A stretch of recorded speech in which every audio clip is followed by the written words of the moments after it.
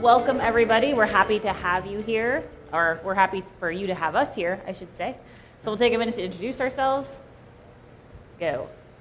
My name is Paul Bohbot. I've been a chef for Bon Appetit management company at Google for 4 years. I started off cooking while I was in the Marine Corps, really fell in love with it, and ended up moving through some different kitchens on my way to working for Google. I've worked in Michelin-starred restaurants, and I've worked in dive bars. So I have a nice round experience. My family, I come from a French-Moroccan family. I know I don't look it, but I absolutely do. First generation American, and I remember my grandmother cooking from before I was up till after I was in bed, making breads and everything from scratch. So I never really thought it was something that I was interested in until I was in North Carolina and I saw a guy make barbecue sauce. And it blew my mind, being from California, that people could make barbecue sauce. And that one little moment has changed my entire career path. From that second forward, I've constantly been looking at food completely different. My name is Janelle Bennett. I had an interesting path to becoming a chef. I started out in behavioral neuroscience doing research, so I was working as a lab technician. It wasn't exactly the career path I thought it would be when I was in college, and after doing that for a couple of years, I decided I had to do something else. So I started going to culinary school in the evenings. After culinary school, I worked in a couple restaurants back on the East Coast, where I'm originally from, for about 4 years. Moved out to California, and wasn't quite sure at that point if I was going to dive back into the restaurant world. I'd recently gotten married. Nights, weekends, holidays, they're pretty valuable, and you don't realize until you sacrifice what that really means to you. So I took some time, thought about what I was going to do, and figured corporate dining. There's lots of companies out here in California. I certainly can find something that's exciting. So I thought, Google. It took me a little while, actually, to figure out how to get a job at Google. Once I was able to figure out that it was Bon Appetit management company, I started working there and have been with the company for 2.5 years. I opened 3 different cafes with the company, and I'm on to my 4th project now, opening a new campus, which is going to have 3 different cafe concepts. One of the things that I really love about corporate dining, and probably a reason I'll never go back to restaurants, is that safety is really valued. It's really part of our culture, and it's pretty amazing to work in a kitchen with cooks that aren't getting cut and burned up and scarred up all the time. In restaurants, it's just pretty common. You know, you go home every night with a different burn or a different cut. It just happens all the time. Sore back, all that kind of stuff. In the corporate environment, you can really focus on keeping your staff safe and having them go home the same way they came to work. So that, to me, is just so great. And also, you have the time to teach, something I'm also very passionate about. So. My name's Norell van Krieken. I've been working at Bon Appetit at Google for 3 years now, a little over 3 years.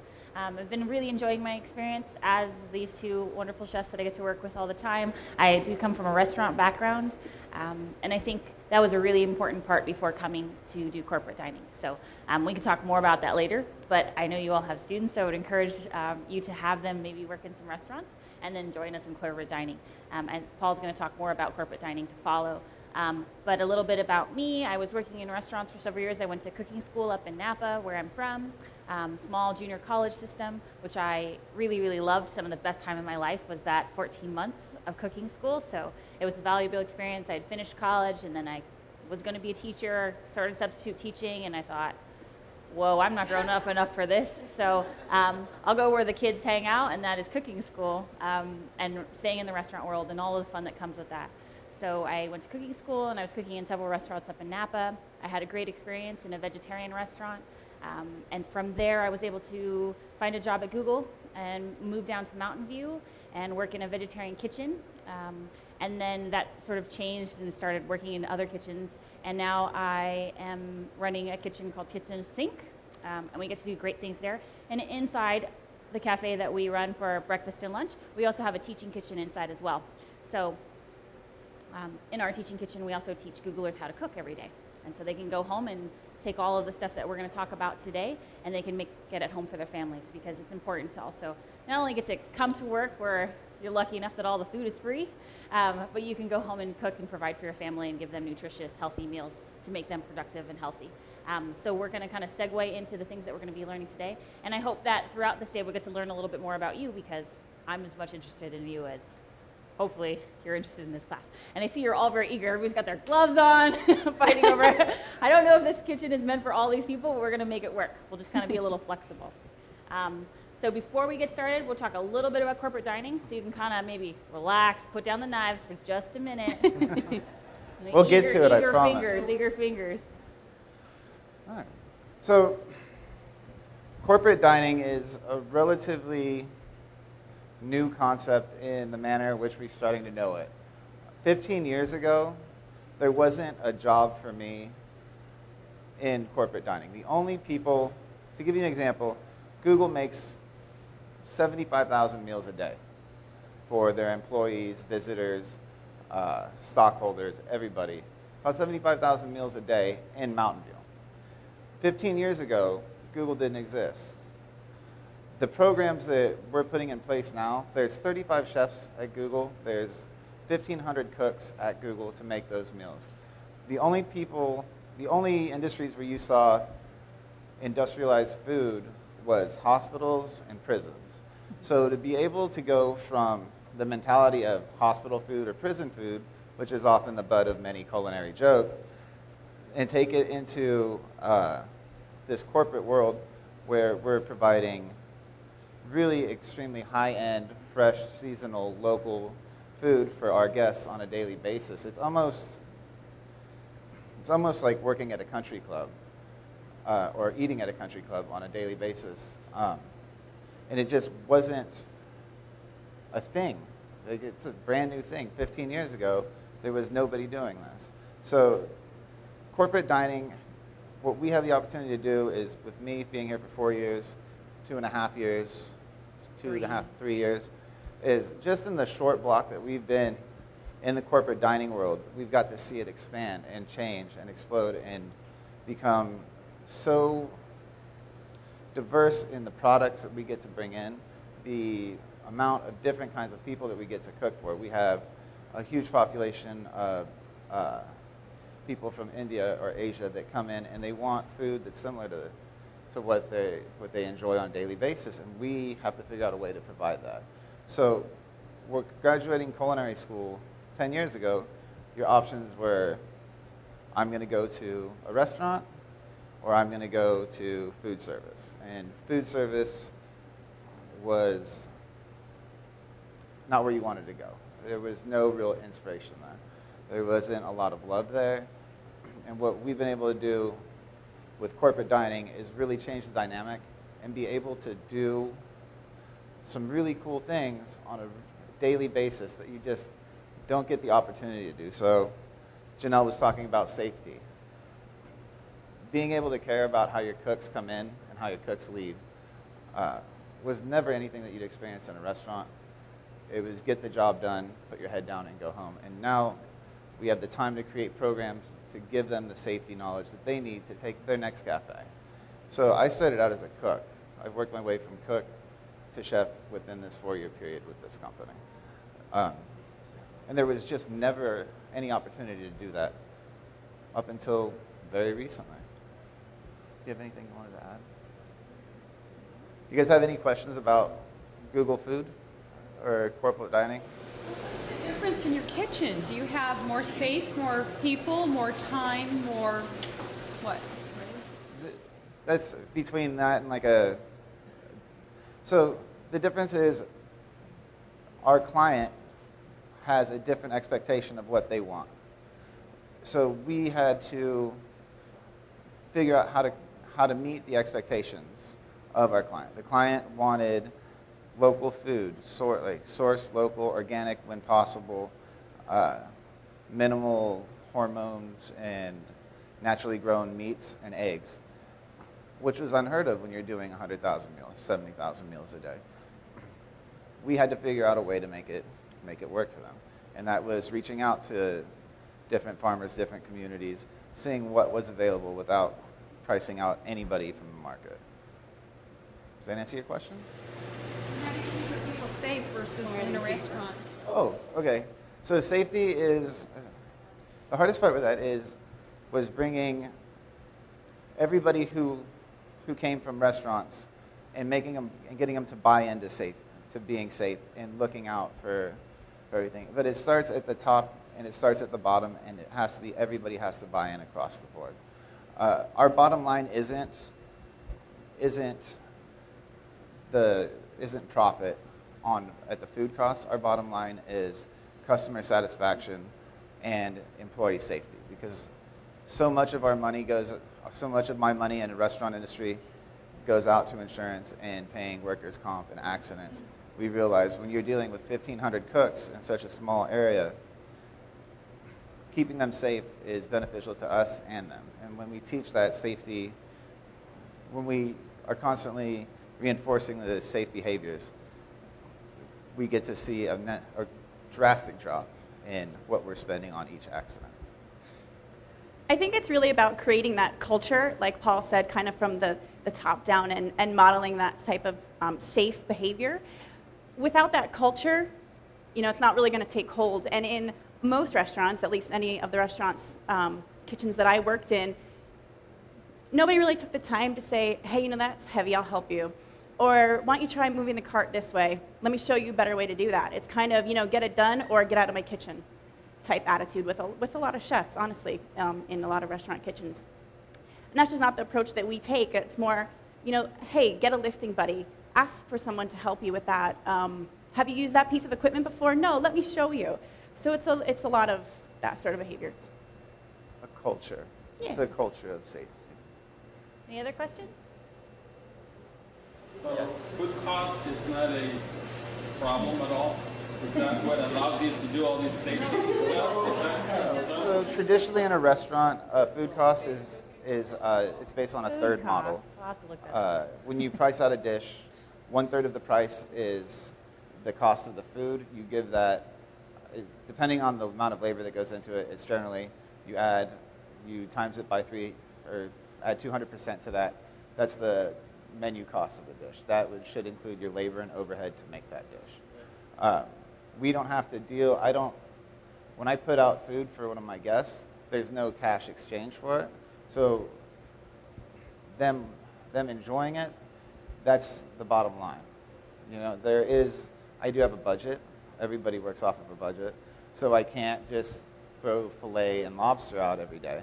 That's how it used to be maybe, but it's not how it is now. But because I don't have a bottom line that is so keep the doors open driven, I can really focus my time on developing my staff and creating that culture, as well as putting out that great food. But nobody is going to bang down my door because we sold stuff we lost 2% food costs one week. We'll find a way to get it back. It's less important than. Yes. Did you go to culinary school in high school? Say again? Did you go to culinary school in high school? Did you have any kind of exposure in high school? I did home ec in high school, and Okay. and and that was my first. It was more. I remember we did chicken cacciatore and we did cinnamon rolls to sell in the courtyard, and it was powdered milk. Powdered milk, like we had to use powdered milk for everything. We were talking about home ec at dinner the other night, and I think when I was in home ec, it was 7th grade. I think they only offered it in what they called middle school. Yeah, 7th and 8th grade, and I remember all about it. But I remember being really excited about it. And then culinary school came later. Like I said, I was in an intensive program, so it was 14 months total, and that did include the time that I was in my externship. And the externships at Google and at a lot of places are paid, but in my experience, I went into a restaurant and it was unpaid. So it was about 3 to 4 months that I worked unpaid, and I got a lot out of it. I mean, I don't know if you have students that are thinking about going to culinary school, right, and you're going to be encouraging them to go to culinary school, and they maybe not have the fortune to work in an unpaid externship. Not everybody's sort of set up for that, and that's kind of one of the things that we were going to talk to you about too, is that corporate dining, you know, it can be good for schedules for, you know, people have different lives, different schedules. They need to make a certain amount of money. They may have kids. There's different kinds of things they need to consider. And corporate dining can definitely fulfill a lot of those things for people. But if you have the opportunity to work an unpaid externship like I did, I mean, I'll just preach that. That was a really great experience because I felt like during my externship, somebody wanted so badly to teach me because they weren't giving me any money. So instead of the money, I got a lot of people, a lot of knowledgeable chefs that were willing to teach me something, you know, and have patience with me, push me, you know, make sure that I was a little bit stressed out and kind of working under pressure so that I would be prepared for when it was time to get paid. But the time that I wasn't paid, I was learning so much. I was just a sponge and everybody was trying to teach me something because at the end of the day, they were walking out with a paycheck, not a very big one, but I was walking out without a paycheck. So I was walking out with knowledge.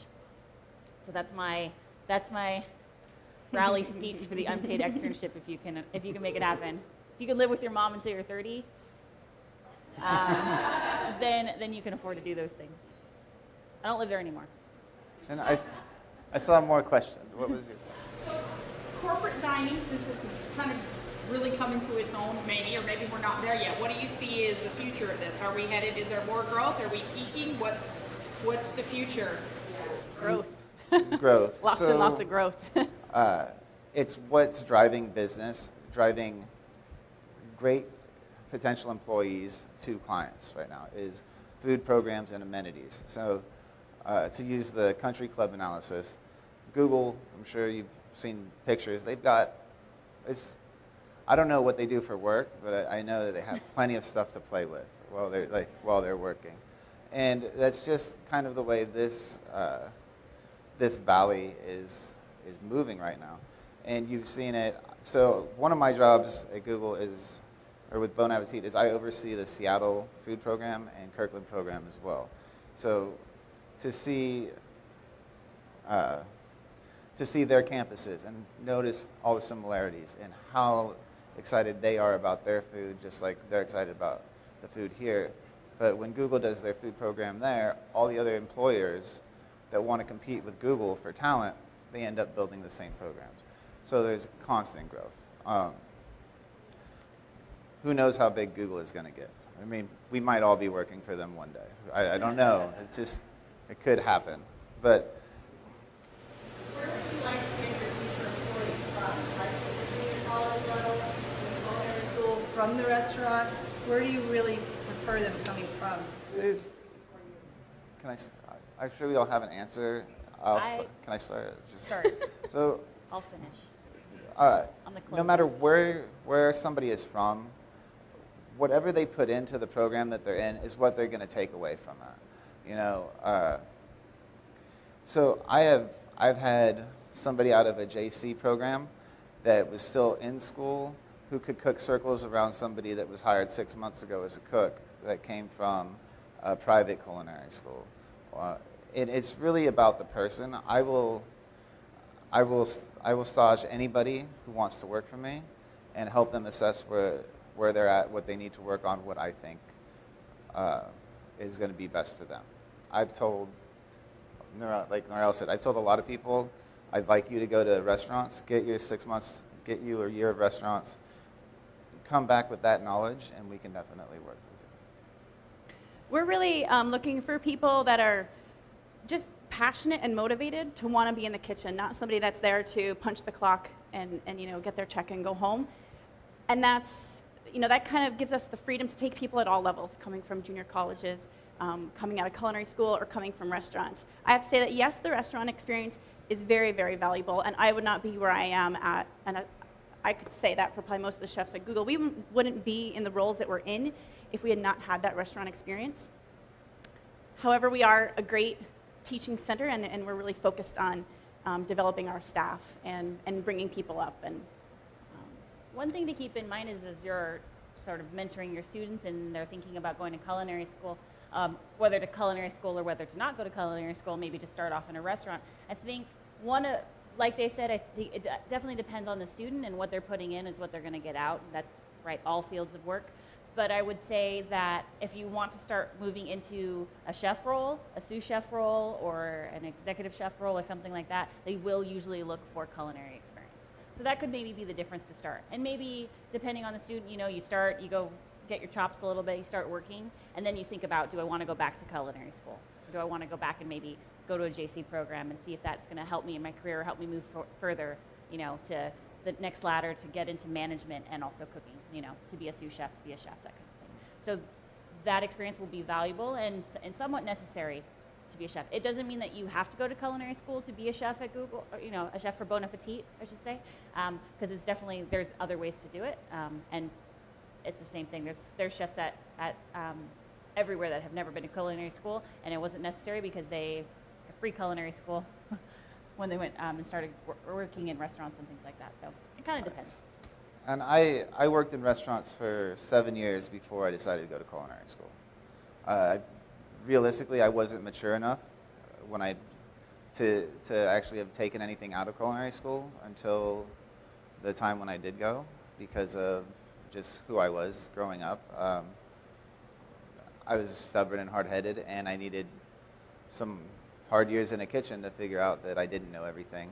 And then I was ready to go to culinary school, and even though it was things I'd done 100 times before, it really was helpful for me to understand techniques, the reasons, the whys. So. Should we talk about what we're going to do today? He's ready. I think so. They're ready to go. All right, so you have 3 recipes in front of you, and I know that it's going to be a little bit of a challenge for everybody to get their hands on everything, so if you want, you may want to work out where some of the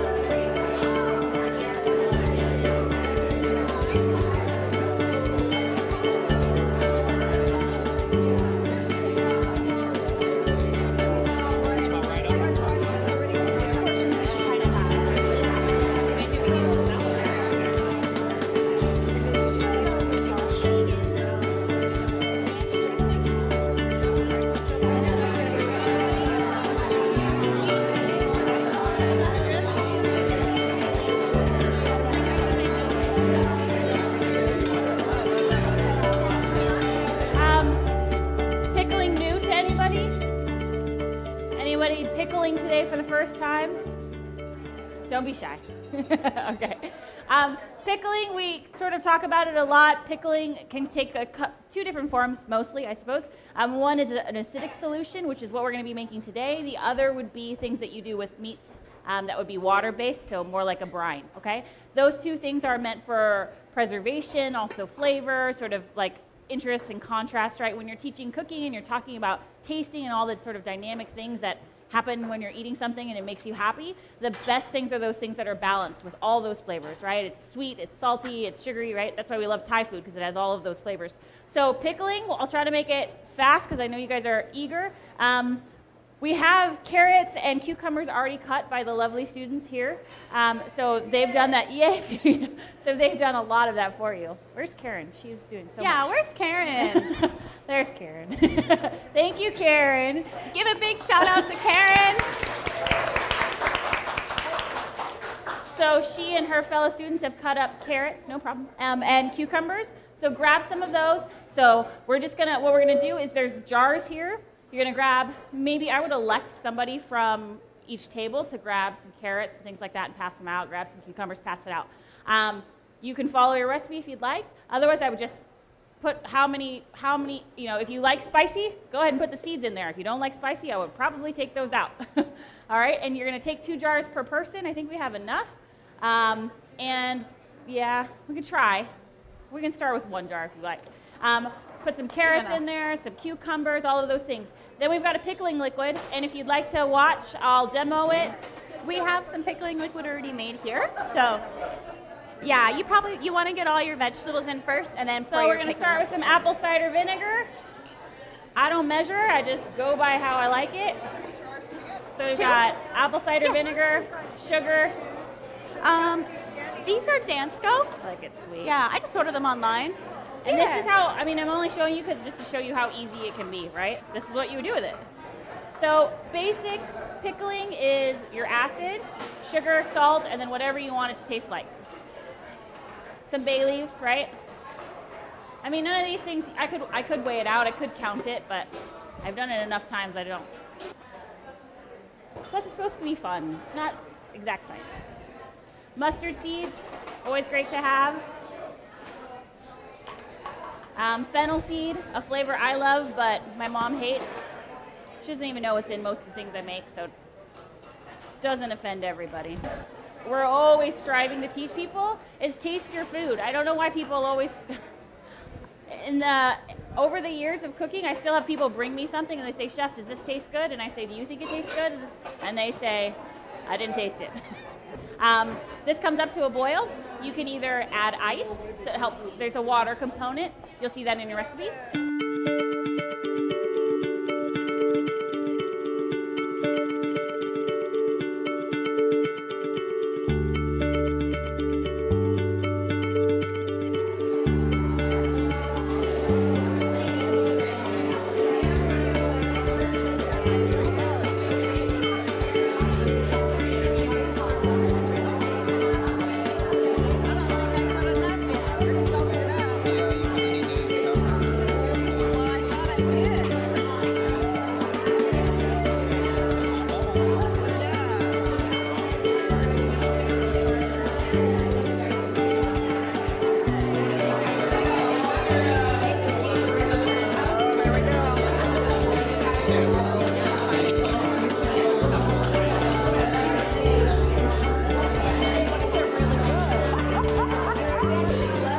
Fresh pickles, right? So just like when you go to a grocery store and you buy something in the refrigerated section, this is an example of that. So please enjoy these, let them at least 24 hours, right? Let them absorb and get happy and delicious. And then please enjoy them within 7 days, okay? Keep them in your refrigerator. Don't stick them in the cabinet. We had talked more thoroughly about how would I really preserve them if you, just like when you're doing jam or something like that, and maybe that's something, in the concept of preserving, same thing with fruit or tomatoes and all that kind of stuff that you might want to teach with your students. These are all great things because you can keep them and give them as gifts, Christmas time, that kind of stuff. So gift yourself with them because you only have 7 days. But if you wanted to preserve them, if you were really like making a jam or something that you want to keep forever, you need to sterilize the glass in hot water. Then you would fill it, seal it, then sterilize it again in hot water. It would seal, the suction would be created, and then you could keep it in your cabinet for a year or so. But that is not this.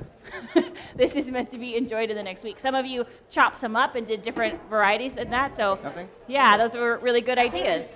Very creative. Is this, the layering looks cool. We have a little more pickling so liquid. Holiday gift ideas. So, unless it got dumped. Problem solved. Any questions about pickling? And right in the quart containers. No? Did anybody have a chance to try just the pickling liquid before you put the vegetables?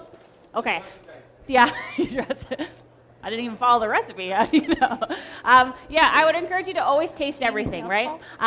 We're sort of set up in a tight space, but when you're teaching your students, it's one of those things that is near and dear to my heart. Please taste everything. Whenever there's a new ingredient, nutritional yeast, whenever you're making a pickling liquid and you're not sure if it's right, taste it. Does that taste how you want your pickle to taste? Or is it too sweet? Is it too salty? Does it need more vinegar? Those kinds of things. You're going to have to start teaching your students to adjust. I mean, that's cooking in a nutshell. You start to get a feel for it after a while, but in the beginning, it's just adjusting and practicing and tasting and adjusting and practicing and tasting. So that would be my biggest thing I would love for culinary students to know is that, you always want to taste everything before you have somebody else taste, right?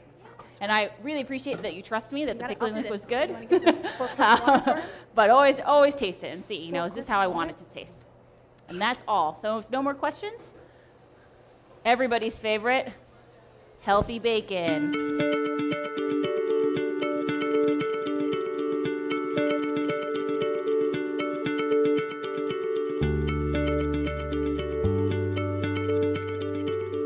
this is the pork belly. I can see where it came off of the rib. I can see the quality of the meat that I'm looking at, start to finish. I can feel it. I can tell there's a really nice texture here. I'm not trusting anybody to do it. It takes 4 days, 5 days, 7 days, depending how salty you want the product to be. So as a project, I'm gonna go from, I weighed out all this stuff. It took me a minute and a half. I'm gonna put it together on the stovetop, get it in ice, and get it back in here. In about 15 minutes, that's with interacting with you guys. So in a classroom setting, this is really doable. The ingredients for this is salt, water, brown sugar, curing salt. Curing salt, you guys can order online. Food purveyors carry it. Butcher shops have it.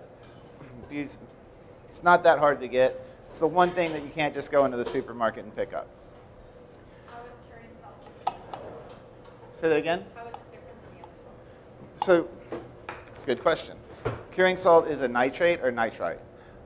If you look at, right now you'll see in the supermarkets there's a lot of no nitrates or nitrates used. What that means is that instead of using a curing salt, they put twice as much salt, actual kosher salt, into their recipe. So they're pickling it with salt, just regular salt, so they have to really up the amount of sodium that's in something. So turkey breast, stuff like that, where it says no preservatives used, that's what they're talking about. But there's also like celery juice. You'll see celery juice on some stuff, and that's a form of sodium nitrate that people will use in lieu of using a pink curing salt. So this is a curing salt that they got for their thing. This is probably $6 bag, and we used 1 ounce per. It's going to end up being about 2.5 gallons of brine, which is enough to do 20 pounds of pork belly. Right. So ingredients-wise, I'm going to add my sugar, my curing salt, bay leaf, kosher salt, and I'm just going to add 1 gallon of water to it, bring it to a boil, and then as soon as it comes to a boil, I'm going to drop it to a simmer and ice bath it to get the temperature down in it. Salt, please. Thank you.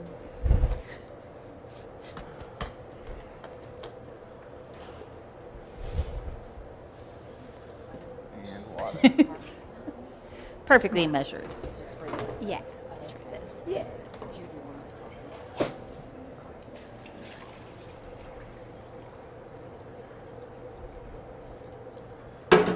So while this is coming to a boil for me,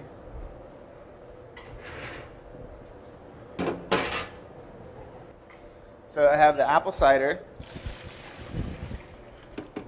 and then we're going to use maple syrup. Maple syrup is 7 times as expensive as molasses.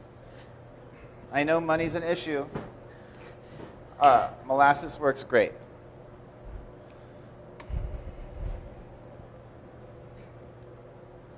So this is equal portions, pretty much water, molasses, and apple cider.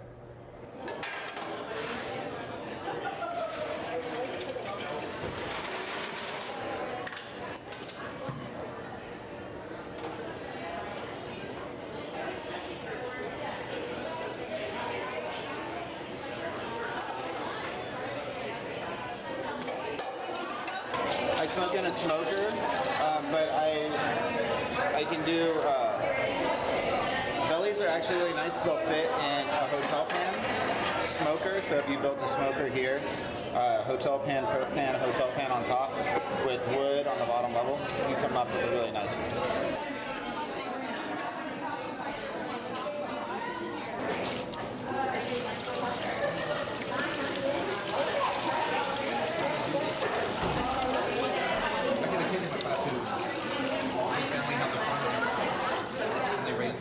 You would lock it up, refrigerate it for a week, and then in a week you would pull it out, rinse it, and smoke it, and you would end up with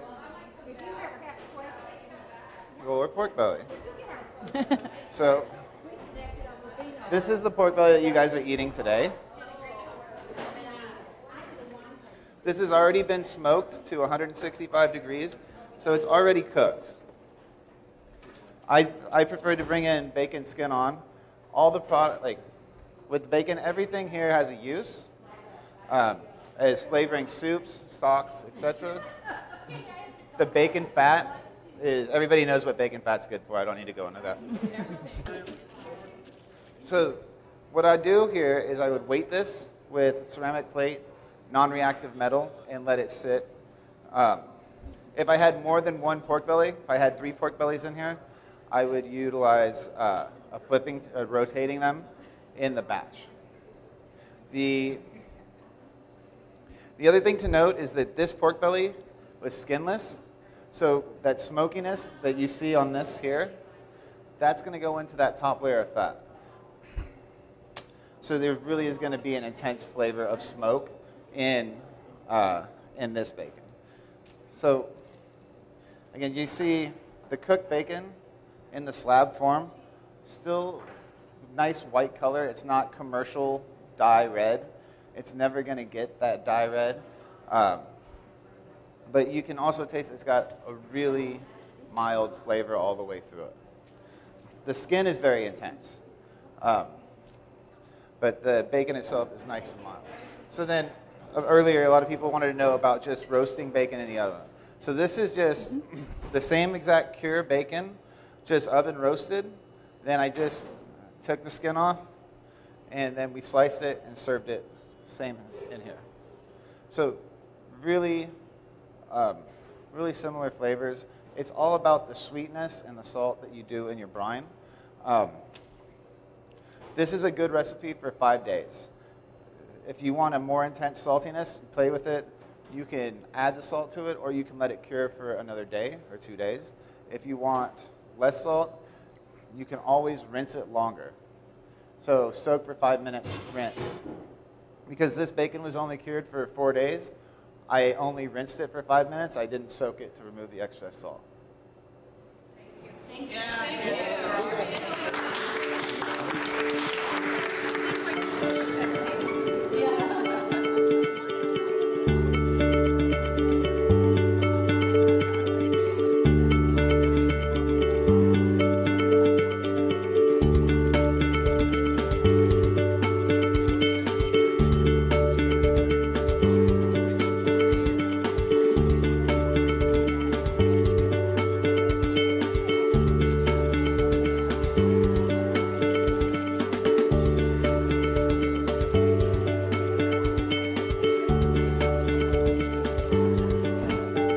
The water that we have up here, we call that spa water.